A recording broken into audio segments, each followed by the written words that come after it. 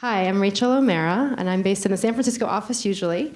I'm part of the GPAWS program. I'm a volunteer to help bring in speakers and coordinate that.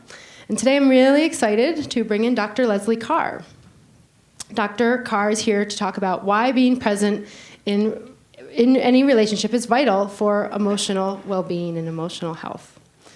So this is going to be a great talk for all of us. We all have relationships, I think, whether it's at work, whether it's in your personal life, with your family. Relationships are everywhere. It's really what is the groundwork for a lot of what we do. So today we're going to talk about how we can improve any of those, which is, I think, not only important for work, but in any case, in any aspect of our lives.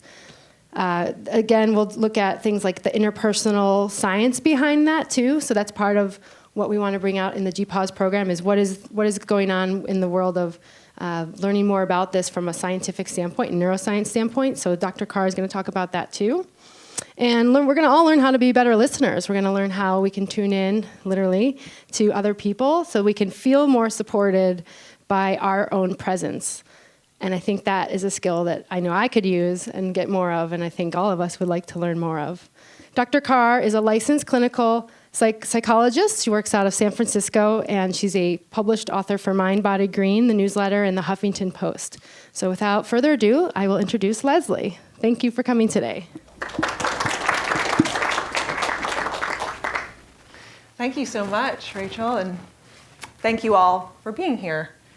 Since we're here today to talk about mindfulness, I just want to begin by allowing us to take a moment to just shift gears. Perhaps we can all just take a minute to forget about anything that we were doing before we came into this room.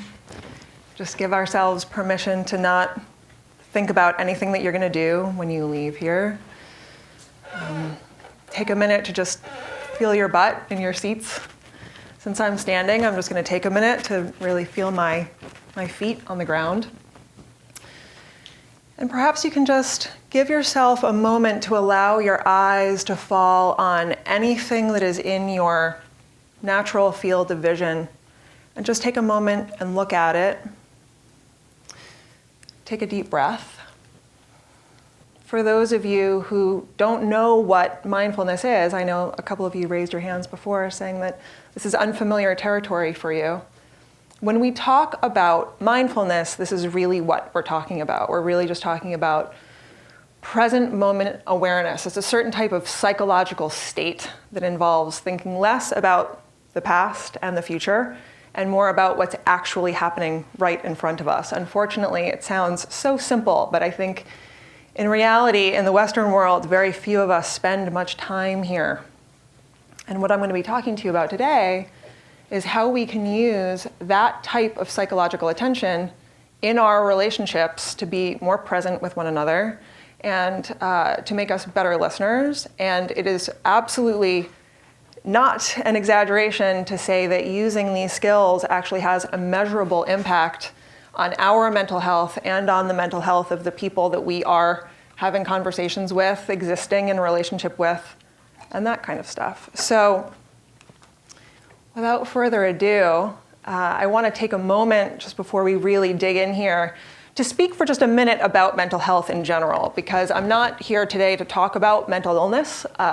If anything, I'm actually here to talk about mental health, but these are very interrelated concepts, and I think it's important to kind of start by defining our terms a little bit and just making sure that the train is moving in the right direction. So maybe I can just start with a question.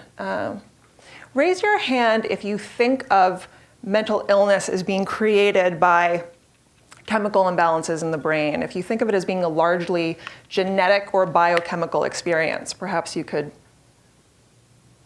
Okay, so that gives me certainly a frame of reference. I'd say probably 50% of you roughly raised your hands. And I'm not surprised by that. If anything, I'm sort of surprised that more people didn't raise their hands, just because that is something that, it's an idea that exists in popular culture. Absolutely. I think that we are really steeped in the idea that our mental health experiences are created largely by genes and biochemistry. And I'm not here to say that that isn't the case. I'm not here to say that genes don't matter, that our biochemistry doesn't matter. But I think that there is this other piece of the puzzle that doesn't get nearly as much airtime, which is the role that things like our relationships and our life experiences play in our mental health or mental illness. We have traumatic experiences, we respond to those traumatic experiences. Believe it or not, we have experiences that are entirely mundane, and we learn from those experiences and take them forward with us. So I guess what I want to make clear right now is just that it's not that genes and biochemistry doesn't matter, but what I'm going to be talking to you about today primarily is this other piece, the piece of our relationships and the experiences that we have. And just to drive this point home, in case this is confusing for anybody, something that I just want to really make clear is that because of this thing that we call epigenetics, we have to sort of recognize that even if we possess the gene for something, or even if there's a biological proclivity towards something, our life experiences, whether we're exposed to toxins, whether we have good relationships in our lives, these things have the power to quite literally turn genes on and off and affect their expression. So I think this is really important stuff that we're talking about. There's actually amazing cutting edge research going on right now showing that people who are chronically lonely are more likely to be aggressive, and it quite literally is turning genes on and off that are impacting how people are behaving in the world based on just the experience of being chronically lonely. So I am going to zip you through about 70 years of research in my field and tell you a couple of stories that I think will help to explain the way I look at some of this stuff, and perhaps we'll take it from there. The first story that I want to tell you takes us back to 1945. We were starting to realize at the time, people were starting to realize that we had a really big problem happening in our orphanage system, because orphans were dying at a really alarming rate, a rate that greatly outpaced children in the general population. And at first, naturally, they thought that this was an immunity issue. The concern was really just that there were so many babies and nurses and people in a relatively contained environment that it was creating a situation where just germs were really thriving and the kids were getting sick. The problem was that their reaction to this was to kind of batten down the hatches and to do things like touch the children less. They actually went so far in some orphanages to put up sheets between the cribs so that the kids were totally and completely separated from one another, separated from their caregivers and that kind of stuff. And their nurses were told to touch them as little as possible, to touch them just enough to sort of change their diapers and hand them a bottle. And the problem actually got worse. It became even more extreme.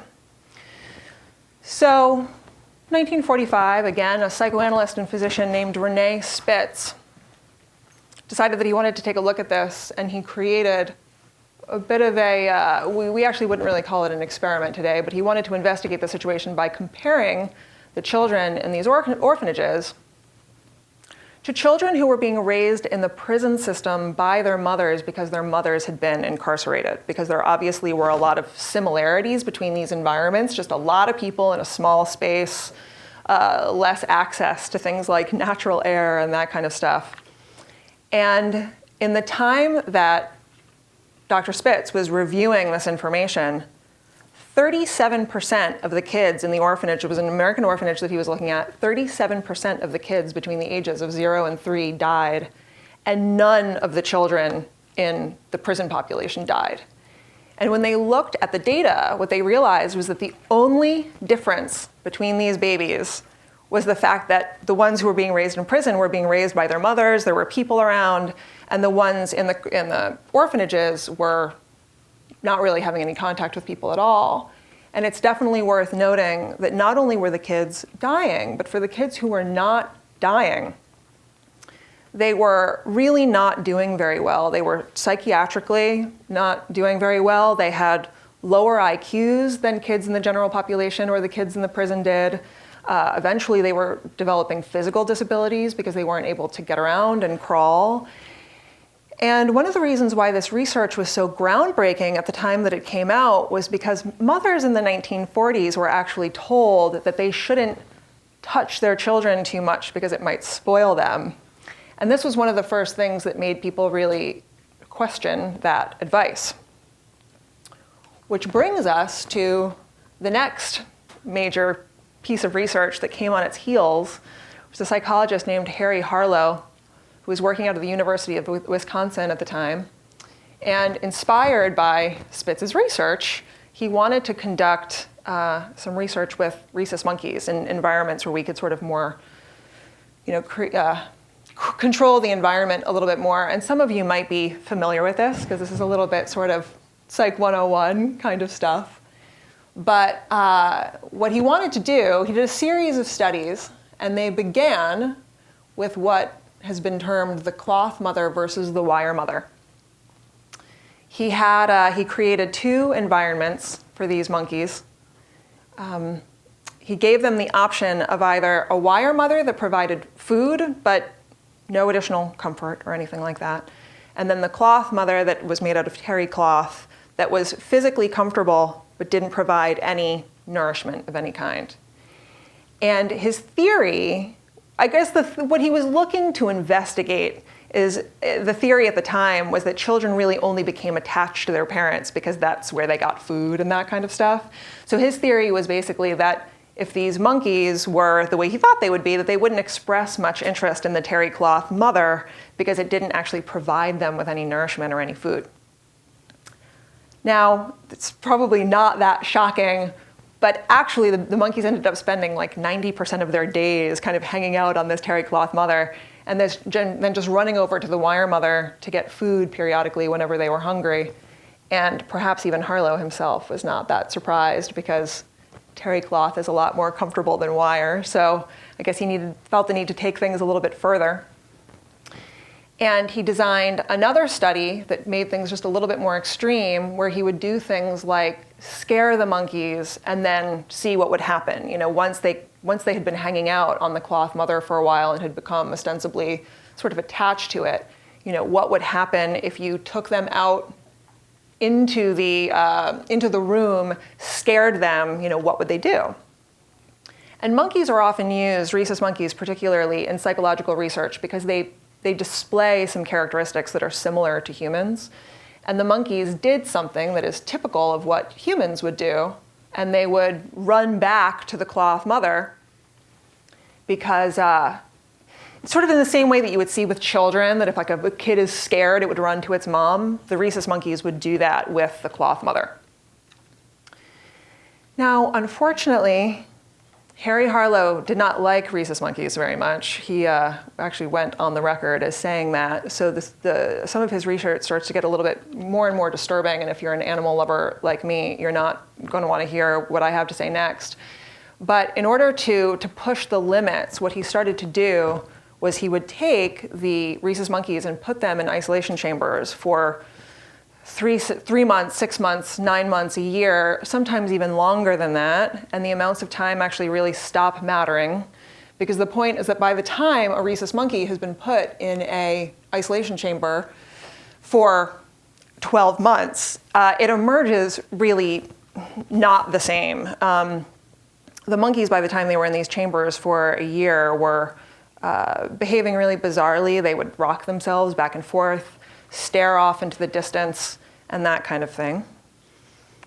And if you're wondering why I'm telling you these stories, it's because I'm trying to drive us towards a point, and that point is what was happening here. I don't know if anyone has any theories about why these babies in their orphanages would be dying, or why the monkeys, when put in isolation chambers, would emerge so psychologically distressed. But what we now know, 70 years later, is that what the monkeys and the babies were lacking was this.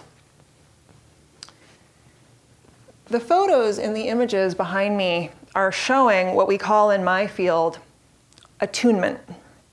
It's the technical term that we have started to use in my field for this process, which is a very delicate dance that happens between babies and their caregivers. And if you've ever known an infant, you have probably participated in this yourself.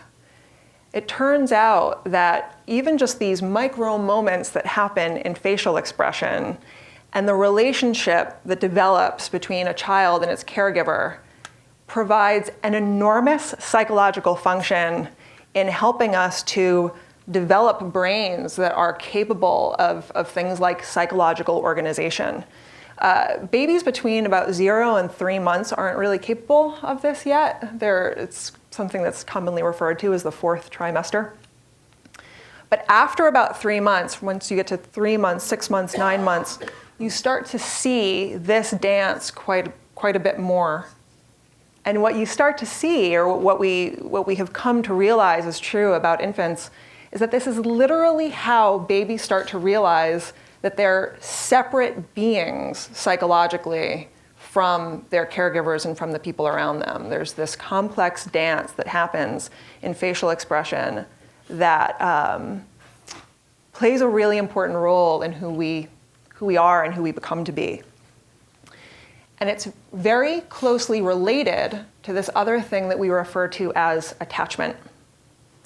Attachment in psychology and in our well-being is a really, really big and vast concept. This is where a lot of research takes place today. But as you can see in this sort of graph behind me, the basic concept behind attachment is it has to do with what we would consider to be sort of signal response communication. The idea that a baby has a need, like its diaper needs to be changed, so it cries, it signals to its caregiver that it has a need that needs to be met.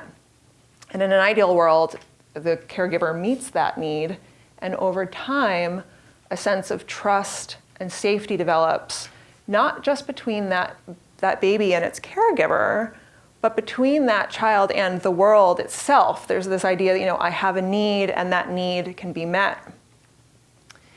And what we know now, as a result of Harlow's research and Spitz's research, is that it's not just food and diaper changes that babies need, but it's actually, it's this. It's what we call attunement. And even though this is vitally important for babies, it doesn't stop being important for adults. If you've ever had that experience of just feeling really connected to somebody, feeling like you're having a conversation with someone and they're just really getting you and you're totally on the same page, there is a neurotransmitter that is responsible for making you feel that way, and it's called oxytocin. Oxytocin has been called the bonding hormone, and it's a neuropeptide that flows whenever we're feeling really close and connected to somebody, if we're having a really good conversation. For women, we tend to get extra big bursts of it when women are having orgasms or are in labor, which contributes to that feeling of feeling super bonded to your baby in that moment after birth. And what you can sort of see in these images is people just having happy conversations with each other face to face and having a lot of oxytocin flowing. And I don't think that it will surprise you when I say that instead of seeing this these days, what we often see more of is this. And I am not anti-technology, believe me. I am not standing before you as a Luddite. I love technology. As a psychotherapist, a lot of the people that I work with, I see via Skype. I'm active on social media. I am not an anti-technology person.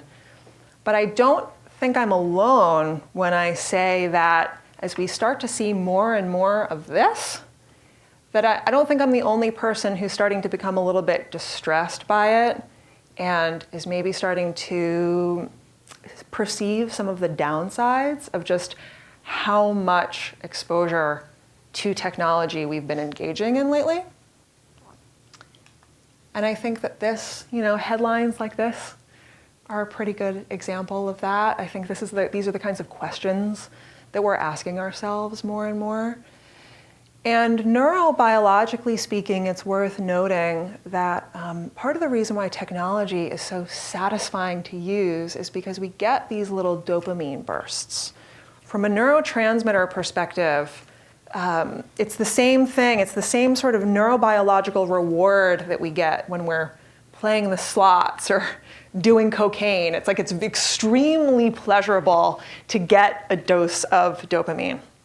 But what we don't get when we're using technology is oxytocin. We don't have the same bond that we feel with each other when we're having a face-to-face conversation or even a conversation over the phone when we're using technology. And one of the dilemmas that we have here, and this is where I feel like what we're talking about is really important, is that it's starting to become more and more extreme. This article right here, which came out in April of this year in the New York Times, talks about some really disturbing research where they're recognizing that little kids are spending so much time looking at screens that they are less able to interpret nonverbal cues. They're less able to read facial expressions. Their social skills are quite literally suffering as a result. So, most of the people in this room are old enough to probably remember a time when we weren't using technology so much. I think even we are experiencing, the ramifications of spending so much time using technology. I think it's really hard to even imagine what's happening to kids who are 3 years old right now, 6 years old, 10 years old, with so much exposure to technology. So, what is the point of all of this? The point in my mind is really just that our human relationships really matter, perhaps more so than a lot of us really give them credit for. I'm going to spend the rest of this talk focusing primarily on listening, talking about what it really means to be a good listener. And something that I just want to make clear is that I think in adult-to-adult communication, really listening to each other is sort of the updated version of those attunement photos that I was showing to you. How we listen to each other is how we make our presence felt by the people that we're in relationships with. And I want to just sort of transition and shift gears here a little bit by reading a quote. I'll go ahead and read this to you. This is one of my favorite psychologists, someone named Carl Rogers. He has so many beautiful quotes, and this is one of my favorites.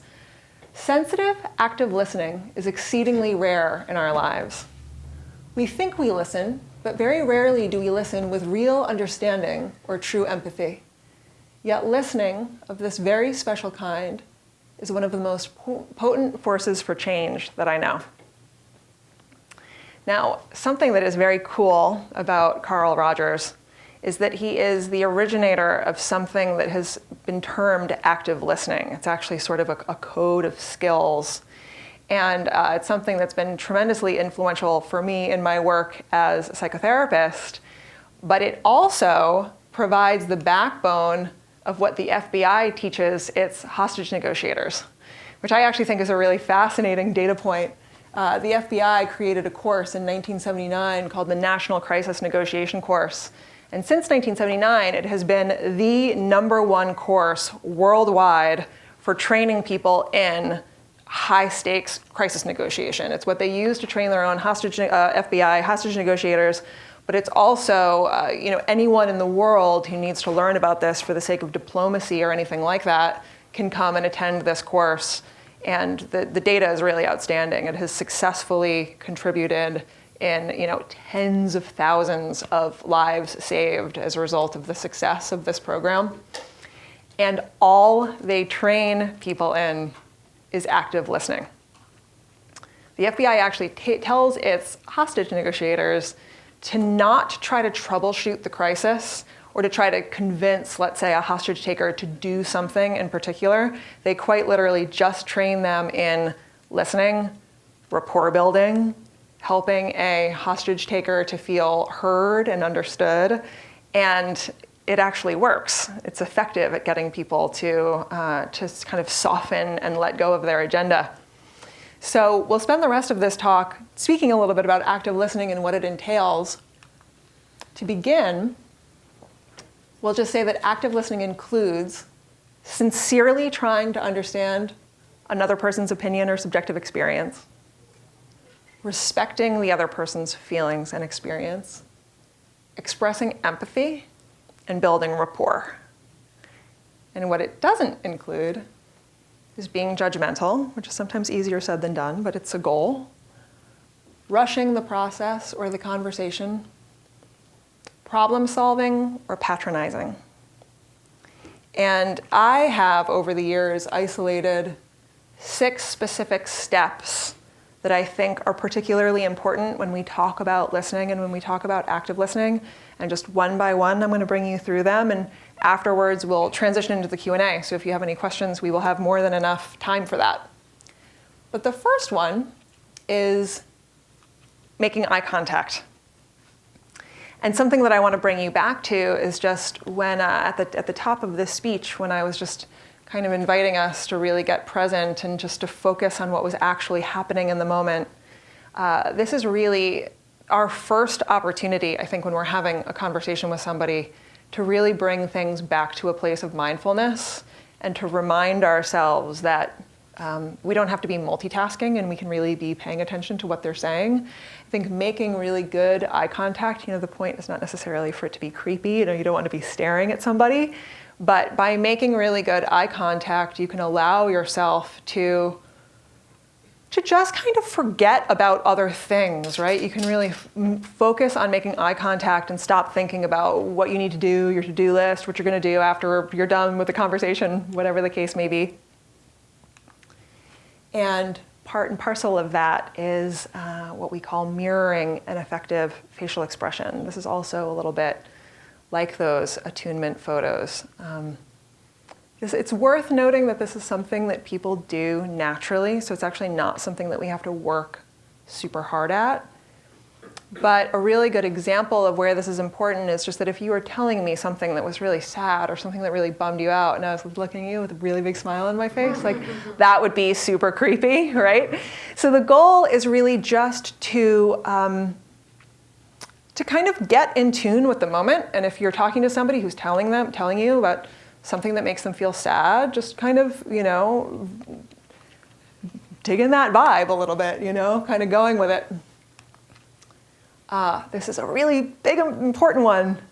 Don't think about what you're going to say next. I think this is particularly rife in our culture because people are so afraid of a moment of silence, I think, in a lot of ways, that it's really common for people to spend the time that someone else is speaking thinking about how they're going to respond. And what I want to suggest to everyone here is that it's actually okay if there's a moment of silence. If somebody gets to the end of their sentence and you have to think for a moment before you as you collect your thoughts and say whatever you're going to say, the funny thing is that I find that it's actually very rare that very much time goes by. Usually we're able to process things really quickly, but allowing somebody to fully complete their thought and to get to the end of their sentence before we jump in and respond is actually a very crucial piece of listening and having a good conversation. So, this next one is easier said than done, but also very important, sincerely trying to suspend judgment.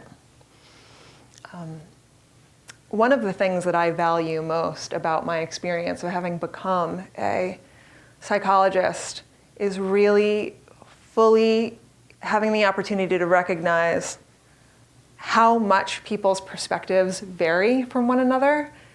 Kind of going back to what I was saying in the beginning, just about how our life experiences and our relationships play a really big role in our mental health, mental illness, that kind of thing. It's actually really can be surprising to know how much people's perspectives on the world are shaped as a result of the experiences that we've had in the past.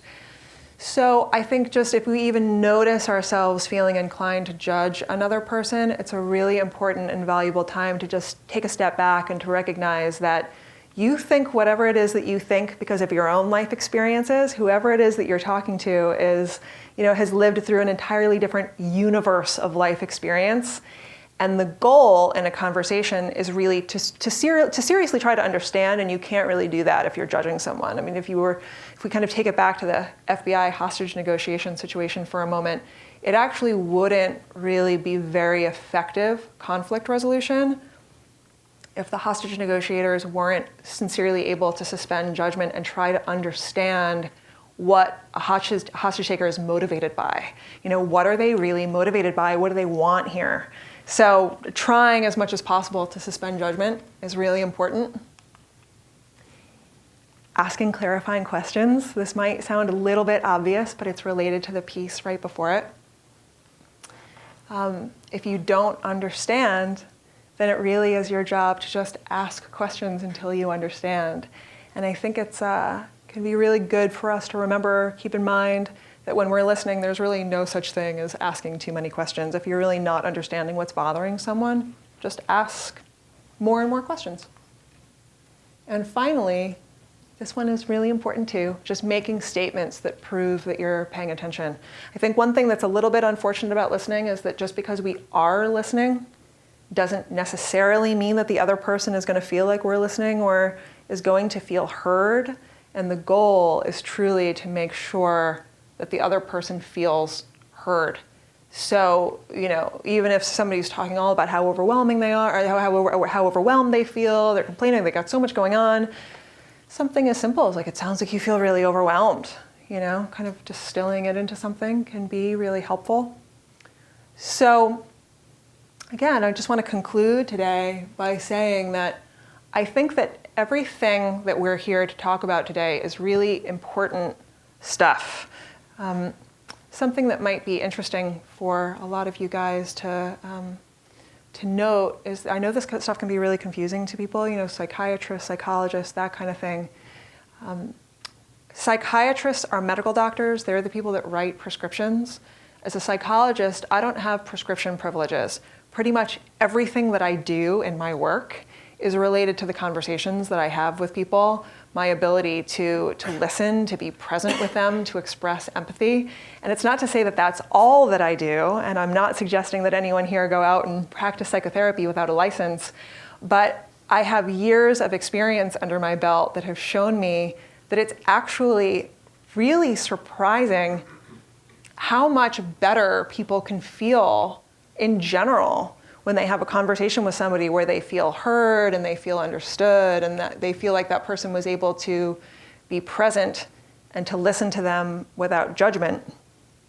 And I have also come to find over the course of the past couple of years that because there's sort of a shortage of good listeners in the world, I think that a lot of times when people are in the presence of someone who's a good listener, and I know I have this feeling all the time, if I feel like I'm in the presence of someone who's a really good listener, it feels super refreshing to me. So I just want to encourage everyone to kind of take these skills out on the road and to be someone that other people feel is a refreshing person to be around. And maybe with that in mind, we can just turn it over to the Q&A. So thanks for coming today. So the question I had is, how much are you, let's say, like the situation, I'm in the typical situation, like we are all on our phones. So how much you are explicit about it and how much you are implicit? And just to clarify, like, should I actively listen to my friends and hope that will create that atmosphere? Or people that I care about, we define rules of engagement? Like, I don't know if you have one. That's what I mean by explicit versus implicit. So just to make sure that I understand the question, I take it it's basically like how do you sort of create, like cultivate this kind of environment with your friends, right? Do you just lead by example? Do you tell people to turn their phones off, that kind of thing? Yeah, I think it really varies, actually. I mean, I look at a lot of this stuff through the lens of just really building awareness. So I think you probably could make different decisions based on the environment that you're in, how well you know people, that kind of thing. I think if you were with someone that you didn't know very well, you probably wouldn't want to come across as chiding, right? So you might want to just lead by example, stay off your phone if you can. If you find that they're using their phone a lot, maybe just don't jump in and start doing it yourself. But if it's someone that you know really well, perhaps you could just, if this is resonating with you and you feel like there's some truth to it and it's something you want to carry forward, you could always just tell them what you've learned or how you're thinking and feeling about it and see if that influences them to do things differently. I do think I have noticed for myself that if you engage other people in a conversation about it, and you increase their awareness for themselves about how maybe constantly being on their phones is impacting them, it's a lot easier to sort of say, oh, let's leave the house right now and just like leave our phones here. We're not gonna, let's just actually put the technology away completely and just go. And I think that a lot of people are willing to get on that page once their consciousness is raised around it, but it's very context dependent. Does that help? Okay. In terms of the sort of like the modern loneliness kind of stuff, do you have any data or see any patterns about like it's worse in cities or in different situations, or like are there environments people can put themselves in that are better or worse? It's a really good question. The data around that is complicated. I read something recently that said that people who live in non-urban environments, rural or, I was about to say rural or suburban, but they may have been, actually I do think it was related to rural and suburban environments.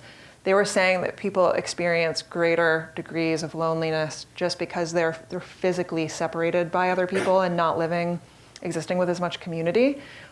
But I also know that there's a lot of research that people who they've done really fascinating research, some of which involves rats, that the more people or animals or whatever that you crowd into a certain space, the more they avoid each other and sort of create a sense of psychological distance that we theorize is meant to kind of buffer against some of the physical distance that's being impinged upon. So there actually is some really interesting research that has to do with urban environments showing that even though you have a lot of people who are physically there, they tend to avoid one another more. Anecdotally, we can probably see this, in cities like New York City, people are less likely to know their neighbors than, let's say, people who live in a suburban environment, because I think they tend to buffer themselves a little bit more. So I think that we see different things in different places. But I think it probably has more to do on an individual level with people and the way they are existing in the world and relating to people in their community, whether it's suburban, rural, or urban. I don't know, does that answer your question? It's complicated, I think. I think it has more to do with an individual person's psychological makeup than it has to do with the density of the population where they are. Yeah. In terms of whether they feel lonely or not. So what about a situation at work where I'm feeling like in the zone and I'm really focused on something, and then I have to go out and maybe there's a client or like in my meeting with my manager, and I need to be open and do some of these active listening skills. Like if I'm in this focus zone, it's just not conducive maybe for the active listening. I don't know. How can I do that? Question. What would be the way to go? It's such a good question. Yeah, I've looked at it through the lens of almost gear shifting. There are a couple of different ways that you can do this. I think if you even have so much as a hallway to walk down from computer to business meeting, that can sometimes be enough time or space to create a little bit of a physical distance where you can create a little bit of an emotional pivot of sorts. It's kind of a matter of sort of stepping away from the computer and giving yourself the walk down the hallway to just kind of slough things off and kind of shift gears.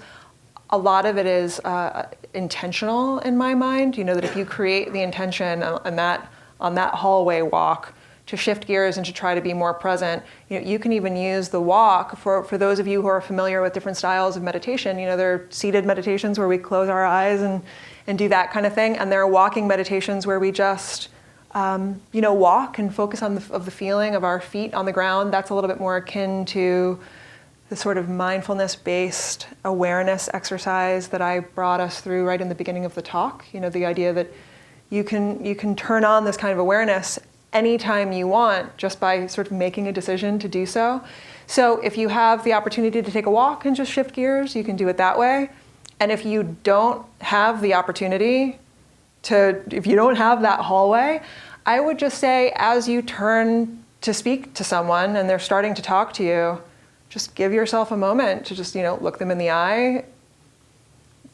Take a moment to even look at the top of their head if you don't want to be staring at their eyeballs, and just sort of ground yourself a little bit, kind of do a little bit of a attentional pivot. Something to try out. Maybe you can see if it helps. So my question is basically about the miscommunication or misunderstanding. Let's say, as you mentioned, different people has different perspective. So maybe you said one thing, your friend understand differently. And sometimes you could create some, hard feelings. So, but you really like to get this, cleared. You don't like, to get it, this between you and your friend. So what would be the best way? Because they just take the, maybe the wrong way. Yeah. So that is such a juicy question. So just to recap, so I take it you're saying if you have a misunderstanding with somebody and you say something, they take it the wrong way, you didn't mean it, let's say the way they took it, but now you have two people who are kind of not seeing eye to eye, how do you work it out? This is a little bit of an advanced skill, but a really, really good one. Going back to that idea of just suspending judgment and really honoring somebody's subjectivity, I think that one of the most amazing gifts that we could give ourselves or somebody else is to understand that it's not, especially when it comes to interpersonal conflict or communication, it's really not a matter at all of who's right and who's wrong, but taking two different people who have two completely different subjectivities about something and understanding that however it is that, let's say, person B responded to what person A said, that it's not that they're wrong. They may have misinterpreted something. They didn't take it the way person A intended it. But to really divorce things from who's right and who's wrong and just try to understand each person's perspective. Because, for example, the reason why the second person may have misinterpreted what person A said is because it triggered a past memory of something. Like you saying X, Y, or Z to me reminds me of something that's old and now I feel upset at you. It's not even your fault, that kind of thing.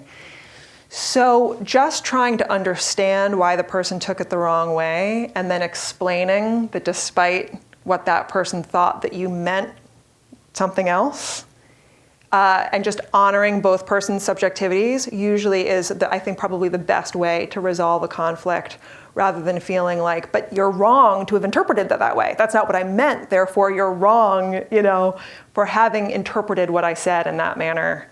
But just sort of saying like, oh, I'm so sorry, I didn't mean to, it wasn't my intention. I think you heard that in a way that was different than what I meant, but like, tell me what you're thinking or feeling, Does that help? Yep. All right, good.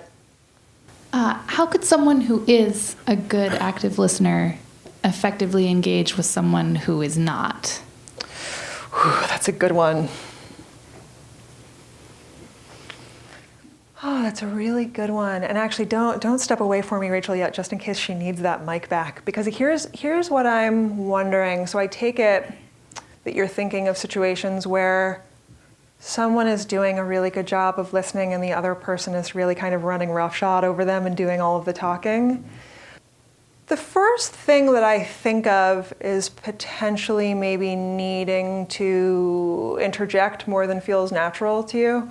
If you're the kind of person who's often accustomed to being in the listening role and you're with someone who's more than happy to kind of keep talking and kind of take advantage of the fact that you're listening, you may have to do something that's quite a bit different than what I've been talking about today, which is really summon the gumption to kind of speak up or to talk over someone or to maybe even at times say, excuse me, I was speaking, I'm not done yet. It's to sort of assert yourself a little bit more.